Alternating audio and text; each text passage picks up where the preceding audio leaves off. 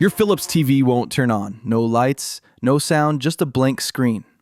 Before jumping to repairs or replacements, it's worth checking a few things that might be causing the issue. In this video, I will show you how to troubleshoot the problem and find out what's really going on. The first thing you should try is power cycling your TV. Start by unplugging it from the wall outlet completely. Then, find the physical power button on your TV, not the remote, and press it down. Hold it for about 15 to 30 seconds.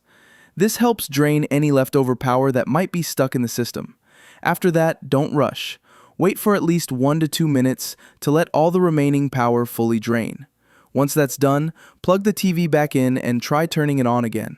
This simple reset can often fix the problem without changing any of your settings. Take the remote and remove the batteries from the back.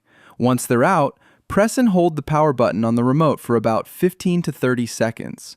This helps release any leftover power stuck in the remote. After that, put in a fresh set of batteries. Don't use the old ones again. Then try turning on the TV using the remote.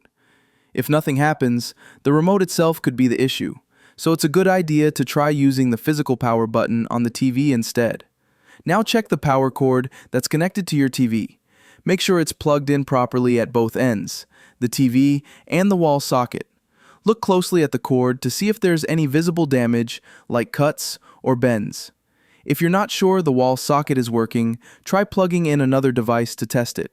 Also, if your TV is connected to a surge protector or a power strip, unplug it from there and plug it directly into the wall outlet. This helps rule out any problems with the power source. Next, unplug all HDMI and other external devices from the back of your TV. That includes game consoles, streaming devices, or anything else that's connected. Once everything is disconnected, try turning the TV on again. Sometimes a faulty HDMI cable or device can stop the TV from powering up properly. Look at the front of your TV and check if the standby light is on. If there's no light at all, the TV might not be getting power, and you may need to contact Philips support or a technician to check it further. But if the standby light is on and the screen is still black, the TV might be on but you just can't see the picture. In that case, move on to the next step to check if the backlight is working.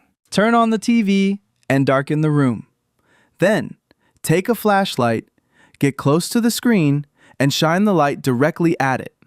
Look carefully to see if you can spot any faint images or menus showing on the screen. If you do see something, it means the backlight has likely failed. The screen is working, but the light behind it isn't turning on.